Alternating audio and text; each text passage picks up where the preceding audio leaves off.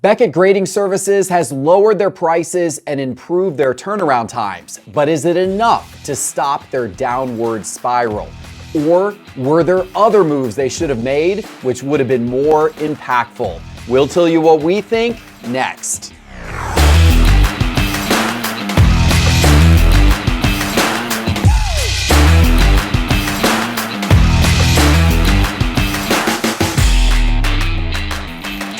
Hello, sports card investors, and welcome to another episode of Cards on the Table, and we've got a lot to talk about today. Beckett's making moves, Fanatics is making moves, and there's a bidder on a certain high-profile auction that is making some moves in maybe the opposite direction of what they should be doing. We're going to get to all of that, but first, Teapot, Doug, welcome to the show. Hello, sir. Yeah, welcome, Doug. Howdy. I'm actually surprised to see a smile on your face today after the news of Kentucky having to settle for like the 18th coach on their list of choices. It was a choice. It was a choice. It was a choice. But I appreciate you persevering and joining us today because we've got a big first topic today, and that is Beckett. Now, Beckett Grading Services, unfortunately, has been on a bit of a downward spiral in terms of relevancy for the last few years. We've seen their grading numbers drop and drop and drop. We've seen SGC overtake them as the second place grading company and now far overtake them in that second place spot. And Beckett seems like they're committed once again to trying to turn this around and regain the relevancy in the sports card hobby that they have lost. Recently, they announced that they were lowering the price of certain grading submissions. Their bulk rate, their value rate now has gone down to $17 a card for grading with subgrades. Previously was $22 a card. That's around a 45 plus business day turnaround. And then there are other levels like Express have dropped as well. Express is now $79 a card, used to be $100 a card, offering 7 to 10 business day turnaround. It feels like these are moves in the right direction, but is it enough? And in fact, guys, I've got pretty strong opinion on this. I think there's some other things they needed to change instead that would have made way bigger of a difference, but we're going to get to that in a second. Teapot, what do you think of these Beckett moves? Is it enough, or is there more they should have done? Well, I think you should say what your point is, because I want to echo your point. So I'm going to agree with what you're about to say, and we'll leave it at that. All right, well, let me just say it right off the bat then. I think Beckett missed the boat by not changing their grading scale. People say that the reason why Beckett has fallen off the map is because their customer service was poor during the pandemic or their turnaround times got crazy. Those things are true, but those problems existed with the other grading companies as well. That's not why Beckett has fallen off the map. The reason why Beckett has fallen off the map is because the value of a Beckett 9.5, a BGS 9.5, has consistently fallen in value compared to a PSA 10 over the last few years. And the reason why it has fallen in value is because you had this flood of new collectors who got into cards in 2020 and 2021, and they do not recognize a 9.5 of having the same value, of being the same quality as a 10.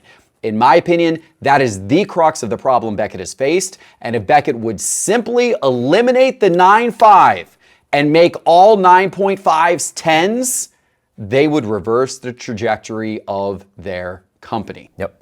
That's my feeling. Do you agree with what I'm saying? I completely agree with that. Actually, I brought this up on our Spitball and Cards podcast recently, and a couple of the guys on the show agreed with me, and a couple agreed or disagreed strongly. And there were 2 points of disagreement.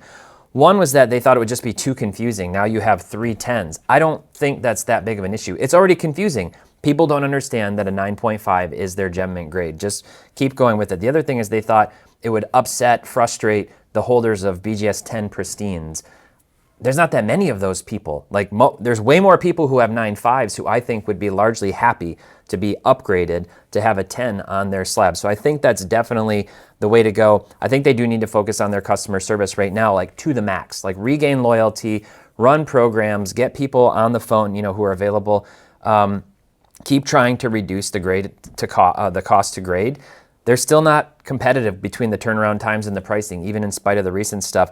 I would get rid of BVG grading, personally. I would just have BGS. I think that split in their brand is causing problems for vintage. And my big hot take, I think they need to either commit to subgrades or start to shift away from subgrades. And that's all about their operational efficiency. If it takes them that much more time, they can't get their turnaround times cut down, then just stop focusing on it. Stop thinking of it as a differentiator. I know that's what people like today.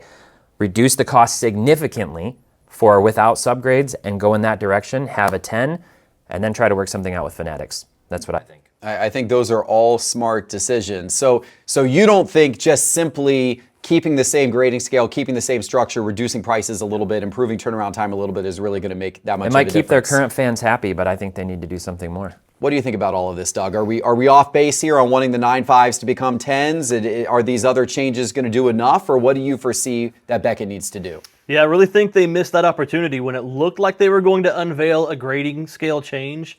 When was it, last year at the Mint or 2 years ago at the Mint? A little bit over a year ago. Yeah, it looks like they were about to do it, and then they just pivoted almost instantly. They got cold feet. We saw the display. It was ready to go. I mean, they literally got cold feet based upon a little bit of consumer reaction within a couple-hour period on social media. It's hard to make business decisions, to make a thoughtful business decision and then get a little bit of consumer feedback and immediately shift away from it. It's what they did a year ago. And then they went silent forever. Yeah. And then recently came out and confirmed officially a year later, we're not changing our grading scale. That whole thing that happened a year ago. Had they done it, had they ripped the Band-Aid off and just done it then, things would be a lot better for them right now. The problem is there's going to be a huge period where it's going to be, if they were to change their grading scale today, for instance, a huge period where it'll be terrible for them. Everybody with a 9.5 is going to be just incredibly upset because those values are going to fly down when there's 10s replacing 9.5s. If they had a program where you could convert your 9.5s to 10s, sure, but that's going to take forever. That's going to clog up the new submissions coming in. And I just think it would be a total mess. So I can understand some reasons why they wouldn't do it.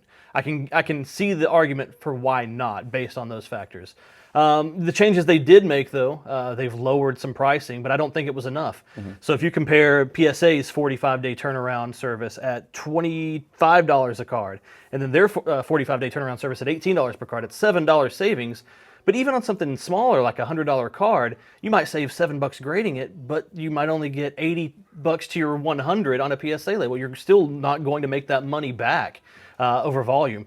And then when you get to the Express level, where it's $75 for PSA and $80 for Beckett, there's no reason. Right. Especially with higher cards, the delta in the price of the finished product is going to be much bigger on the higher end cards, and you're going to pay more for Beckett. I think they'd lean into no upcharges. That's another selling point. No upcharges is a selling point. No upcharges is a good selling point, but they need to lean into that more. I agree. I mean, I think we all agree that we would love Beckett to have its prominence in the hobby restored again. I mean, Beckett is the name that I grew up with.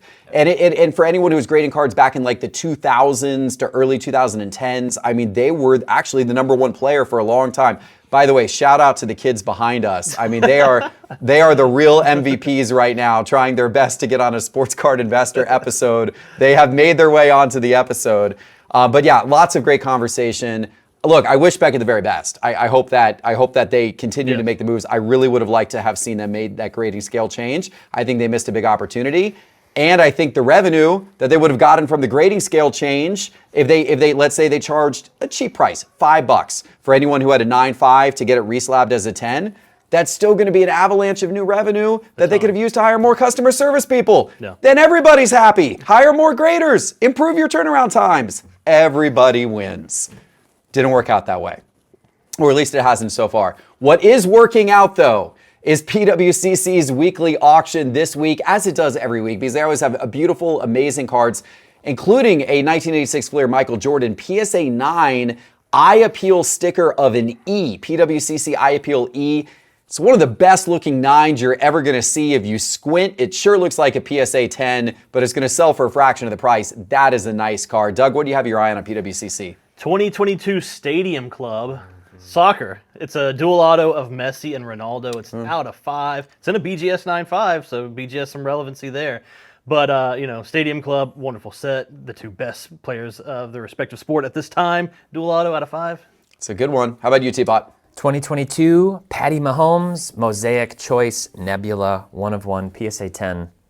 You know I love a Nebula. You know I love Mahomes. Nice. It's a good card. There you go. All of these cards and thousands more are all on PWCCmarketplace.com right now. And by the way, when you go there, vault your own cards. Use promo code SCI. You can send your cards to PWCC as long as they're graded over $50. They'll store them for free. They'll insure them for free. It's a really convenient way to keep your cards safe and then sell them in the future with PWCC. Okay, let's go to our next topic, which is around the data dive video you did this past weekend. This past weekend was UFC 300. Big fight night happening. You did a data dive video on UFC cards, and I want to talk about that, but I also want to talk about that being kind of a momentous event, which could cause card prices to swing one way or another. I also want to think about what other events we have in our future with other sports that might cause certain alternative sports to perhaps be on the rise. We'll get to that. But first, tell us about your data dive video. Yeah, this was the first 100 milestone, UFC 200 in 8 years. That was back in 2016. And this was, according to many, myself included, though I wasn't watching UFC back then, like the best fight card that's ever been assembled. It was crazy. Even the preliminary fights could have been headline fights on many other weekends. And it's really lived up to the billing. Several knockouts, including one literally at the last second of the 5th round. A couple of the guys who have won, Alex Pereira, Sarukian, Holloway, their cards are all surging now in the last 4 days, 25 to 100% in some cases.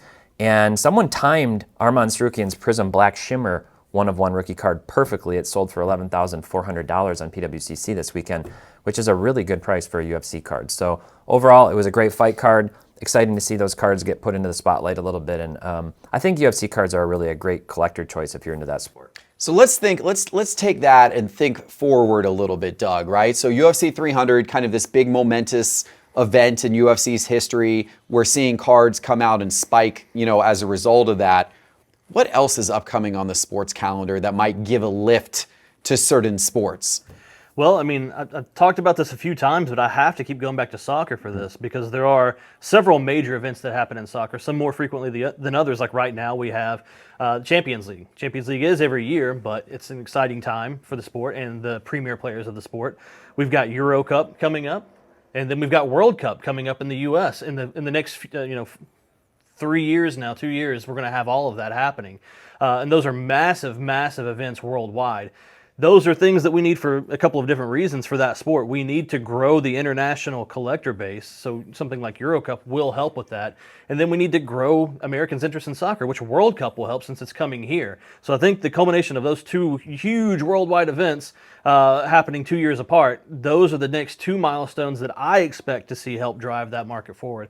It's a market that kind of started really hot when we all caught on to Mbappe in 2018, and then has started to really slow down. I think that's when it finally starts to ramp back up here in these next 2 years. So that's what I would be targeting. Yeah, I'm excited about soccer. I continue to remain optimistic about soccer cards. It'll be interesting to see what that World Cup in a few years, how that does actually affect the long-term soccer landscape in this country.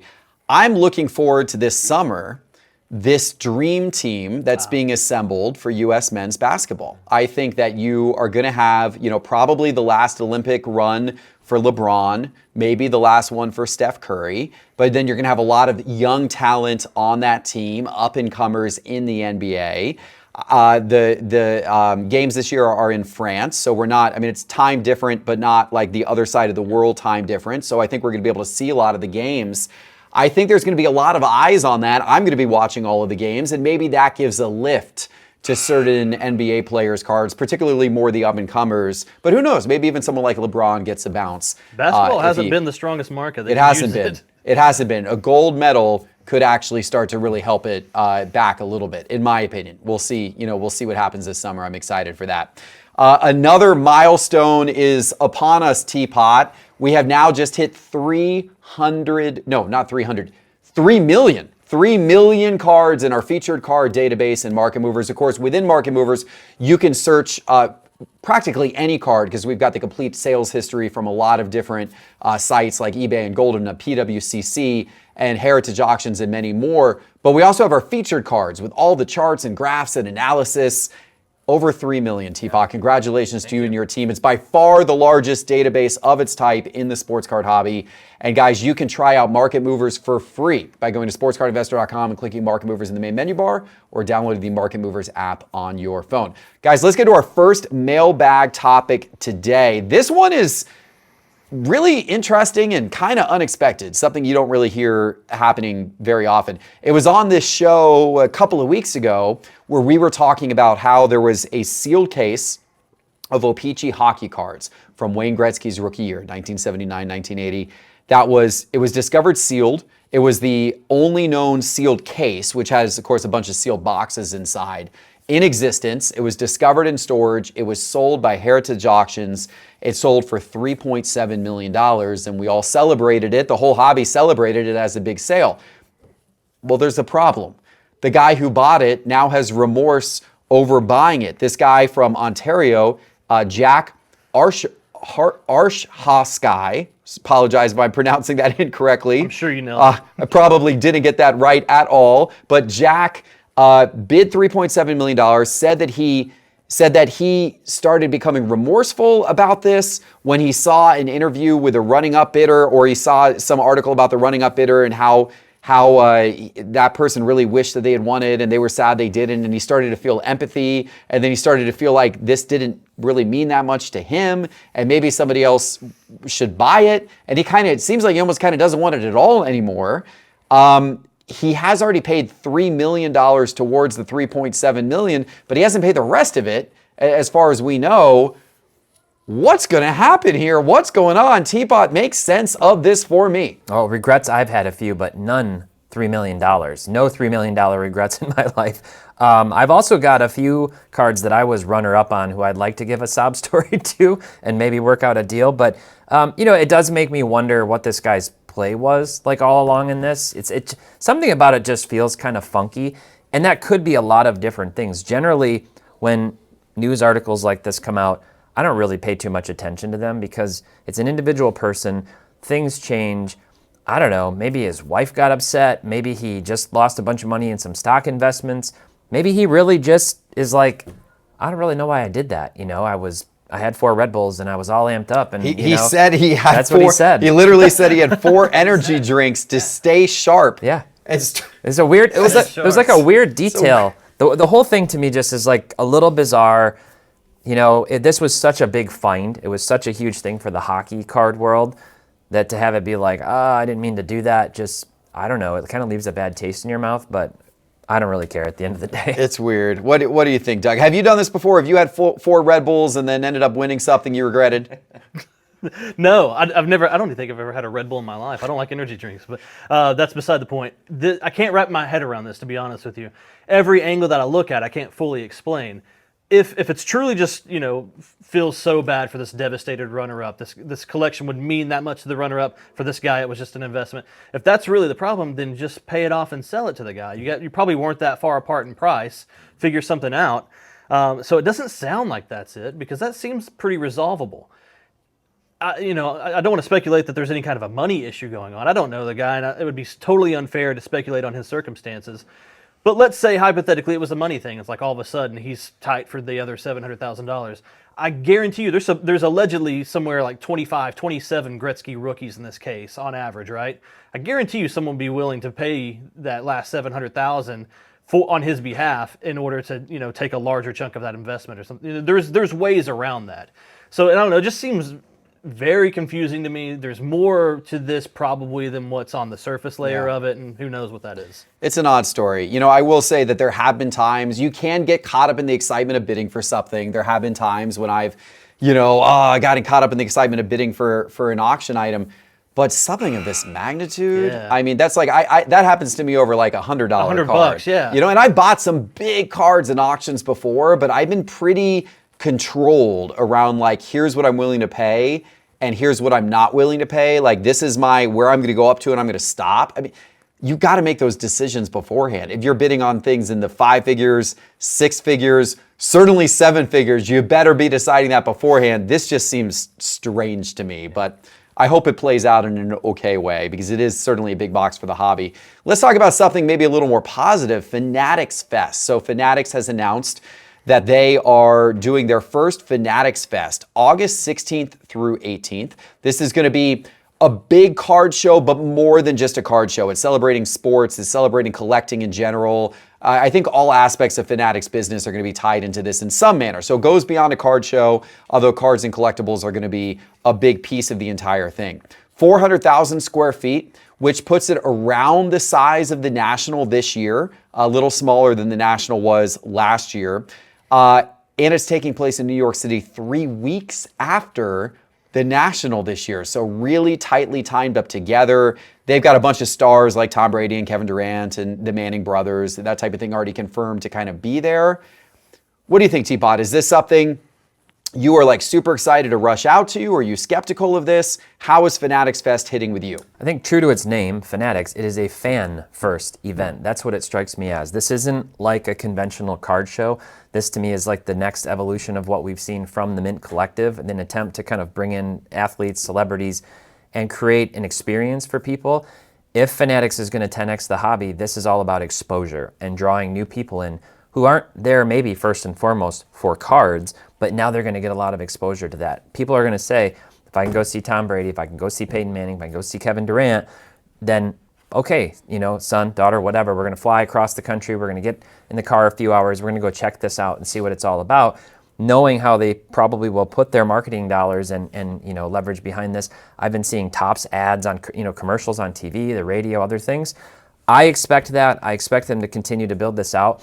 I don't know how much impact this will have on like the East Coast National, which is the same weekend.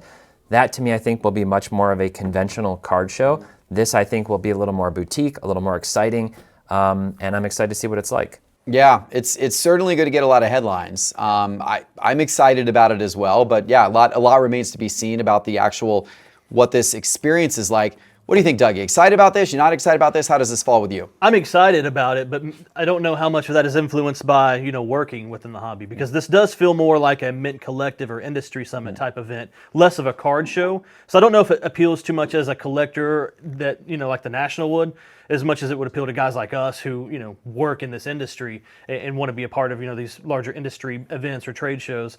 I'll be very curious to see the event, because this is probably some type of test run for doing bigger events. This could replace, the Industry Summit or the Mint Collective, like I already mentioned. It could even be something they want to replace the National down the road if it does well. I know my guy EJ, who used to run Burbank, works for Fanatics events now, so he'll be in charge of this. So someone with experience is handling this. It gives me a lot of hope that it's going to be executed really well. I think it's very interesting that it's 3 weeks after the National. I'm curious if that was intentional, so that people can have a direct comparison between the two. People come fresh off the National with that, right in their mind, go to this event, and then it's going to be probably a big contrast between the two, right?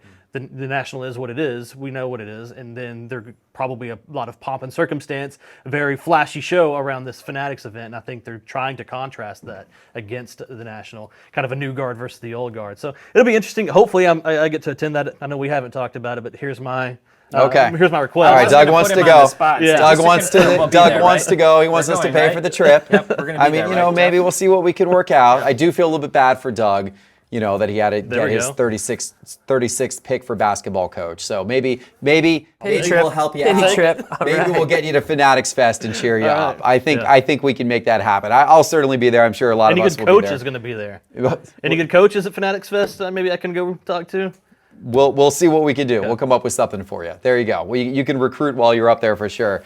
All right, guys, I hope you enjoyed the show today. If you did, make sure to check out Market Movers, marketmoversapp.com, and then also PWCC's weekly auction. It's always amazing, even better than ever this week.